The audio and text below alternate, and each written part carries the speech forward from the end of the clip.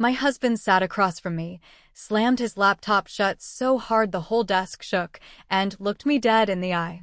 "It's gone, Lauren. All of it. Every single penny." He leaned back in the chair and laughed. Actually laughed. "That little anniversary trip you've been planning? Cancel it. You never deserved it anyway." Then he stood up, walked out of the room like he'd just won something, and never once looked up at the corner of the ceiling. But the old security camera in the home office did. Its tiny red light blinked steady in the dark. "I'm Lauren, 36 years old. I teach art at Jefferson High School, and I've been doing it for 11 years now. It's the kind of job where you don't get rich, but you get something better. You get 15-year-olds who walk into your classroom thinking they can't draw a straight line, and by May they're painting things that make you cry on your drive home. My students call me Ms. L, and some of them have told me I'm the only adult who ever told them their ideas mattered. That means more to me than any paycheck ever could. But I need you to understand something about the rest of my life outside that classroom, because it looked very different. I married Derek when I was 24. We'd been dating since college, and back then he was charming in that loud, confident way that makes you feel like you're standing next to a bonfire. Warm. Bright. Everyone looked at him. And for a while, I liked being the person standing closest to the flame. But 12 years of marriage taught me something about bonfires. They burn through everything around them and leave nothing but ash. From the very beginning, I was the saver. I clipped coupons. I packed lunches. I drove a 10-year-old Honda while Derek leased a new SUV every 2 years.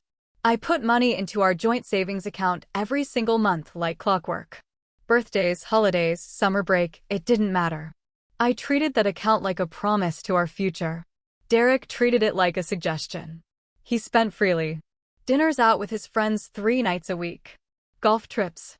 New watches. A home theater system we used maybe twice. And whenever I brought it up, whenever I sat down at the kitchen table with a spreadsheet and tried to have a real conversation about money, he'd wave his hand and say, "Relax, Lauren. You worry too much. That's your problem. You're boring." His friends thought so too. They'd come over for poker nights, and I'd hear them in the living room. "Derek, man, your wife is something else. Who brings a calculator to a barbecue?" And they'd all laugh. Derek loudest of all. My own family wasn't much better. My older sister Janine once told me at Thanksgiving that I needed to loosen up and live a little. She said it right in front of Derek, and he pointed at her with his fork and said, "See? Even your sister knows." So that was me. The frugal wife. The boring one. The woman who saved while everyone else spent and smiled. But here's the thing about being underestimated for 12 years. You learn to build things in silence. And I had built something so big, so quietly, that the man sleeping next to me every single night never once suspected it existed. Now, before I get into what happened next, I want to talk to you for a second. If you're watching this and you've ever been laughed at for your side hustle, if someone's called you cheap for saving your money, if you've ever been told your quiet little project is a waste of time, this story is for you. Subscribe to this channel because this is where people like us tell the truth. Drop a comment and share your own quiet win, because I promise you, someone watching needs to hear it today. Now let me tell you how my husband thought he destroyed me, and how that old blinking camera in the office changed everything. 3 days. That's all we had left. 3 days until our dream trip to Italy. I had been planning this anniversary vacation for over 2 years. Our 15th. I wanted it to be perfect. I had a folder on my computer with restaurant reservations in Florence, a walking tour through the Amalfi Coast, a tiny boutique hotel in Rome with a terrace overlooking terracotta rooftops. I'd saved pictures. I'd learned basic Italian phrases from an app on my phone. I used to practice them in the shower. "Due biglietti, per favor." 2 tickets, please. That trip was more than a vacation. It was proof. Proof that 12 years of saving, 12 years of being careful and quiet and patient, had added up to something beautiful. We had $47,000 in that joint savings account, and I had put in almost every cent of it. So when Derek sat me down that Tuesday evening and told me the money was gone, the room didn't spin. It just went quiet. Like someone had pulled the plug on the whole world. I remember the sound of the refrigerator humming in the kitchen. I remember the smell of the lavender candle I'd lit on the dining table an hour earlier because I'd been feeling hopeful. Hopeful. What a word. What do you mean, gone? I asked. He didn't even look sorry. He leaned forward with his elbows on the table, and there was this little smirk on his face like he was telling me a joke I was too slow to understand. I moved it. All of it. I've got plans, Lauren, and they don't include standing in some church in Rome pretending we're happy. I stared at him. My mouth opened, but nothing came out. Don't look at me like that, he said. You think I was going to spend 2 weeks trapped in Italy with you? Eating pasta and looking at old buildings? That's your fantasy, not mine. He stood up, and that's when the rest of it came out.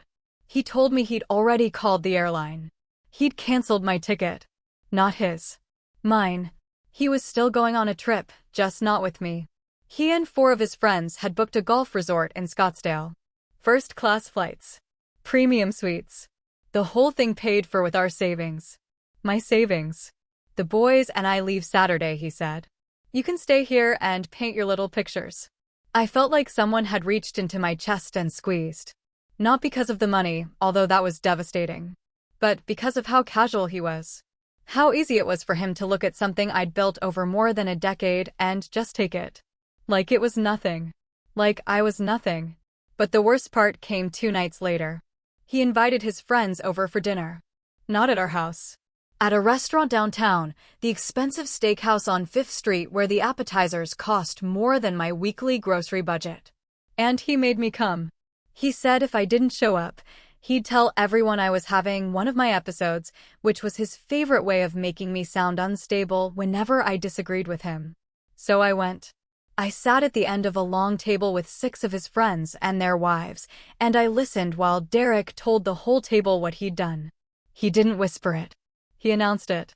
So I told Lauren the trip's off, he said, cutting into his ribeye. Italy? Please. I turned that savings account into something useful. Boys' trip. Real vacation. His friend Greg raised his glass. About time, man. They clinked glasses. I sat there with a glass of water and felt the walls of the restaurant close in. Then Derek turned to me, right there in front of everyone, and said, "Don't worry, babe. You can use the time to organize the garage. I threw your suitcase out there already." Some of the wives looked down at their plates. One of them, Greg's wife Tanya, glanced at me with something that might have been pity. But nobody said a word. Nobody stood up for me. I drove home alone that night. I sat in the driveway for 15 minutes, hands on the steering wheel, staring at the garage door. And I thought about the suitcase. The robin egg blue suitcase I'd bought specifically for this trip, now sitting on the cold concrete floor of the garage between a lawnmower and a stack of old paint cans. That suitcase was supposed to go to Rome. Instead, it smelled like motor oil and dust. I walked inside, past the home office, and glanced at the corner of the ceiling. The red light blinked. Steady. Patient. Just like me. The next morning, the financial lockout began. I woke up and tried to log into our joint checking account online. Access denied. I tried the savings account. Access denied. I drove to the bank during my lunch break, and the teller gave me a look I'll never forget. A mixture of discomfort and secondhand embarrassment. "Mrs. Walsh, your husband came in yesterday and changed the authorization on both accounts. You've been removed as a signatory." He can do that? He was the primary account holder, ma'am. He submitted the paperwork. I stood at that counter and felt the floor tilt beneath me. 12 years of deposits. Every teacher bonus, every tax refund, every dollar I didn't spend on myself. Gone. And now I couldn't even see the balance. I walked to my car, sat in the driver's seat, and didn't cry. I want you to understand that. I did not cry. I went very, very still, the way the ocean goes still before something massive rises from underneath. When I got home from school that afternoon, I opened my phone and saw the first social media post. Derek had posted a photo on his Instagram. It was a picture of a first-class boarding pass with the caption, "Finally free. No more budget vacations with the fun police." There were 47 comments. Laughing emojis. Fire emojis. His friend Tony wrote, "King behavior." His mother, his own mother, left a heart.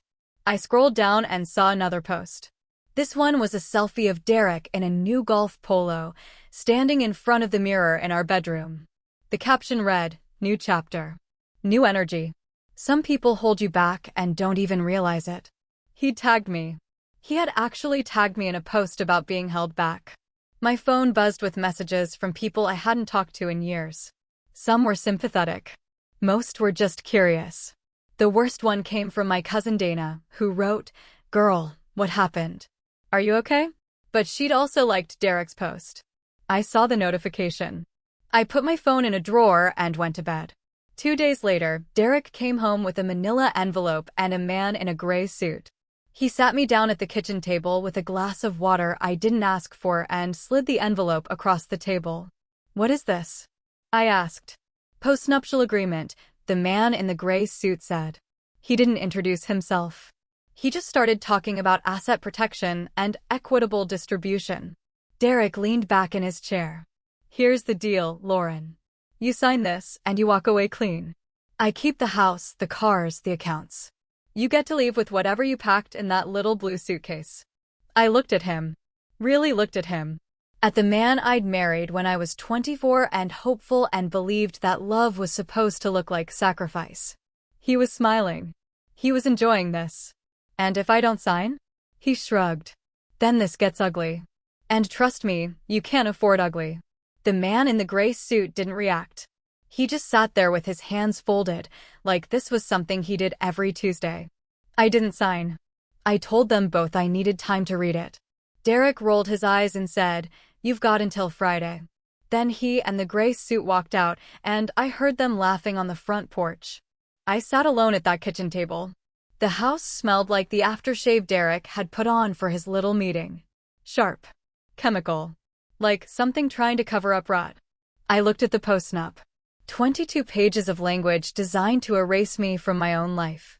But I didn't panic. I went to the home office. I sat down at my desk, opened my personal laptop, the one Derek never touched because he said it was too old and slow, and I logged into something he had never seen. Here's what Derek didn't know about me. Here's what nobody knew, except my best friend Mia and my accountant. 6 years ago, I started an Instagram account. It wasn't under my name. It was called Wandering Studio.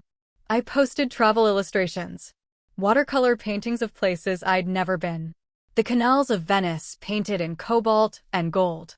A sunset over Santorini in coral and lavender. The rooftops of Paris in soft gray with just a single warm window glowing amber. I painted them at night after Derek fell asleep. I painted them on weekends when he was at poker. I painted them during summer breaks while he thought I was reorganizing the garage. The account grew slowly at first. A few hundred followers. Then a few thousand. Then, in year 3, a post of mine went viral. It was a painting of a woman sitting alone at a cafe in Lisbon, and the caption read, "She didn't need a ticket to travel. She just needed a brush." That single post got 2 million likes. Brands started reaching out. Tourism boards. Publishing houses. Licensing deals for prints, calendars, greeting cards. By the time Derek drained our savings account, Wandering Studio had 1.8 million followers. I had earned over 6 figures every year for 3 straight years. I had a separate business checking account, a separate savings account, and a retirement fund, all in my name, all linked to a P.O. box Derek didn't know about. My accountant filed separate taxes under my LLC. Everything was clean, legal, and completely invisible to my husband. Derek had walked past my desk 100 times while I was painting. He'd glance at the screen, see the watercolor brushes and the half-finished illustrations, and shake his head. "Still doing those silly drawings," he'd say. "You know nobody's going to pay for that, right?" Every single time, I just nodded and kept painting. The last time he said it was 3 days before he stole our savings. He was standing in the doorway of the office, beer in hand, watching me shade a streetscape of Florence, the very city I'd been planning to visit. "You know what your problem is, Lauren," he said. "You live in a fantasy world. All these little pictures of places you'll never go. It's kind of sad, honestly." I looked up at him, and I smiled. Not because what he said was funny, but because behind him, in the corner of the ceiling, the red light blinked. And on my screen, beneath the painting he was mocking, was a deposit notification from a licensing company in London for $28,000. He never checked. He never asked. He never once thought I was capable of building anything worth looking at. That was his biggest mistake. Now let me tell you about Mia. Mia-chan has been my best friend since second grade. We met on the first day of school when she shared her orange crayon with me because mine had broken in half. We've been inseparable ever since. Mia went to law school while I went to art school. She graduated top of her class and became one of the most respected family law attorneys in our county. She handled custody battles, asset disputes, and divorces that involved millions of dollars. She was sharp, fearless, and the kind of friend who answers her phone at midnight and says, "Tell me everything." I called Mia the night Derek presented the postnup. I told her everything. The drained account. The public humiliation. The social media posts. The lockout. The suitcase in the garage. Mia was quiet for 10 seconds. Then she said, "Lauren, I need you to do exactly what I tell you. Don't sign anything. Don't move out. Don't argue with him. Just keep going to work, keep smiling, and let me handle the rest." "Mia, he's throwing a going-away party for himself on Thursday night." "Good. Let him throw it. He invited 40 people. He's telling everyone I'm going to beg him to stay. Even better. Let him believe that. He's booked first-class tickets for all 4 of his friends. With my money." Mia paused. "Lauren, do you still have access to the security camera footage from the home office?" I looked at the small monitor on my desk. The one connected to the old camera Derek forgot we installed 3 years ago when we had a break-and scare. The one that recorded 24 hours a day and saved everything to a local hard drive. "Yes," I said.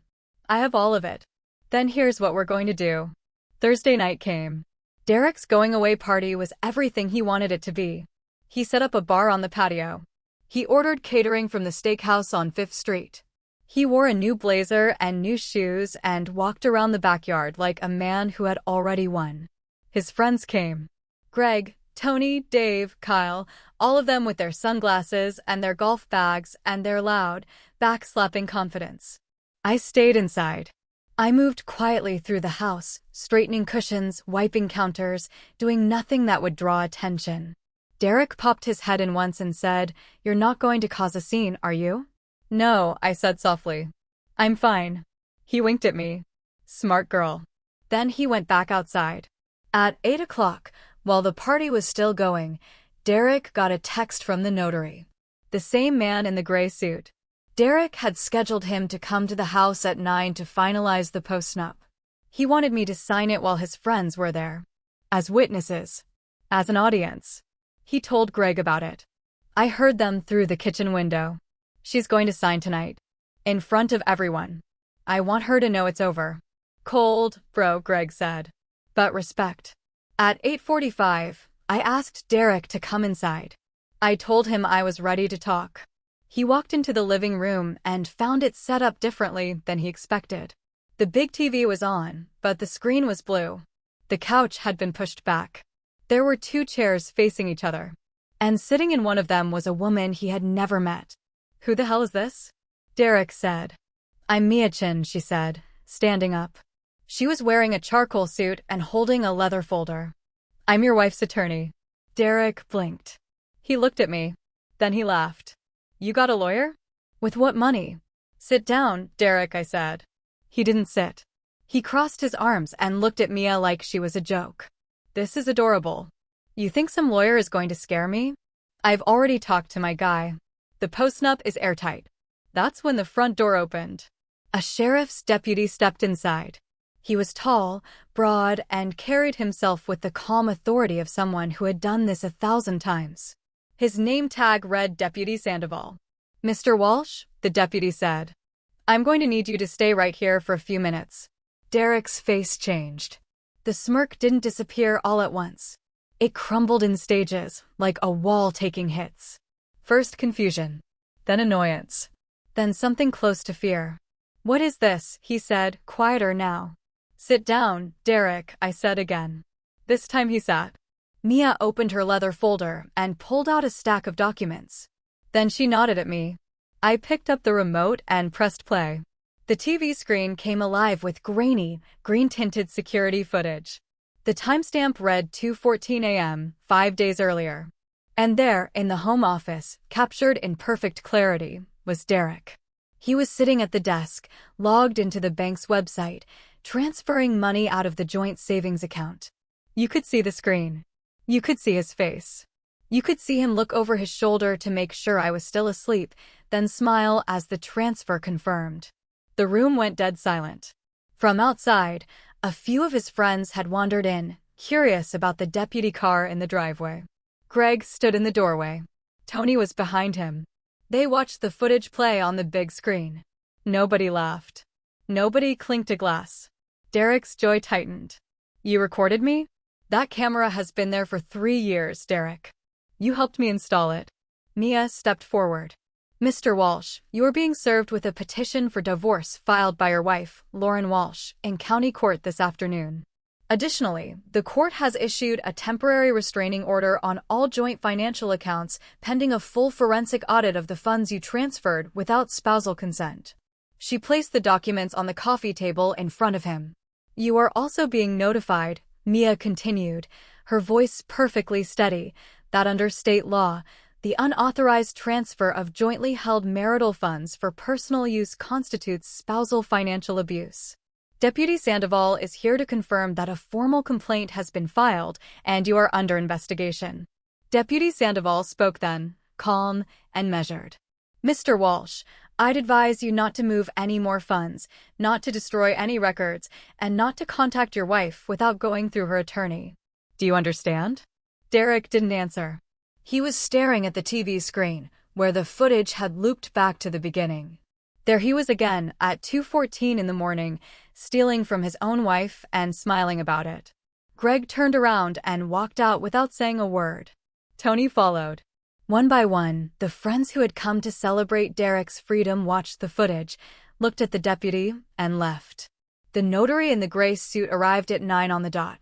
He walked in, looked at the deputy, looked at Mia, looked at the divorce papers on the table, and said, I think I have the wrong appointment. Then he left too.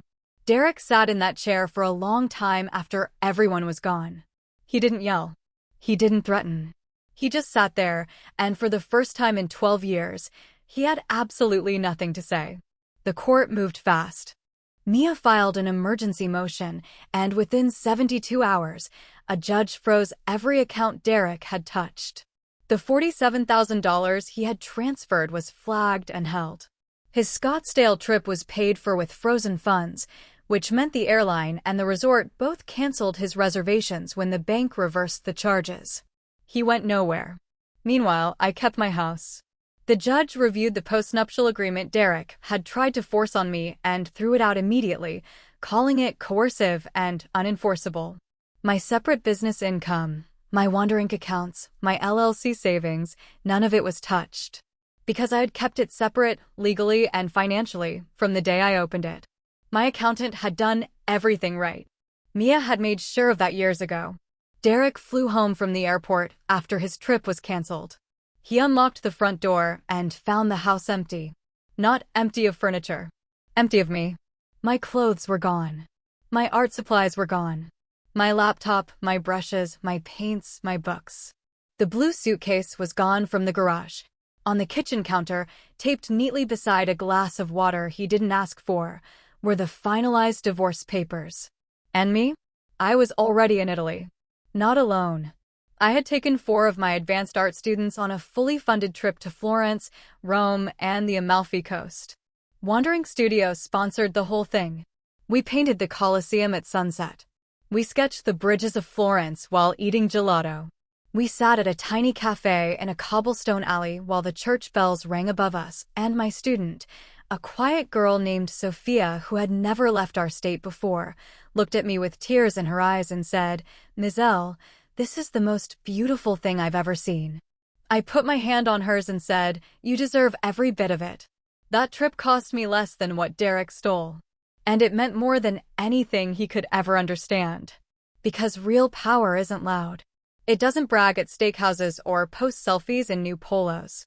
Real power is built in silence, one brushstroke at a time, by someone everyone underestimated. And when it finally reveals itself, it doesn't need applause. It just needs a red blinking light and the truth. Now I want to talk directly to anyone watching this who has a partner, a friend, a family member who laughed at your little project, who called your savings account paranoid, who told you that your side hustle was cute but pointless, who rolled their eyes when you stayed up late working on something they couldn't be bothered to understand. I need you to hear me. That thing they laughed at? That is your power. That quiet, underestimated, silly little thing might be the very thing that saves your life one day. I want to hear your story. Drop a comment below and tell me about the thing people mocked that ended up being your lifeline. The savings account they called obsessive. The skill they said was a waste of time. The plan they never believed in. Share it, because someone scrolling through these comments right now needs to know they're not alone. And if this story hit close to home, click that share button.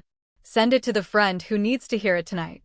You never know who's sitting in their car right now, staring at a garage door, thinking they have nothing left. If this story moved you, I need you to do 3 things right now. Hit that like button so this reaches more people who need it. Subscribe to this channel so you never miss a story like this one. And leave a comment, even if it's just one word, because every single comment helps push this video to someone who is exactly where I was, sitting at a kitchen table, being told they're not enough. Your support makes a huge difference. It keeps these stories coming, and it reminds every single person watching that they are not invisible. Thank you for being here. I'll see you in the next one.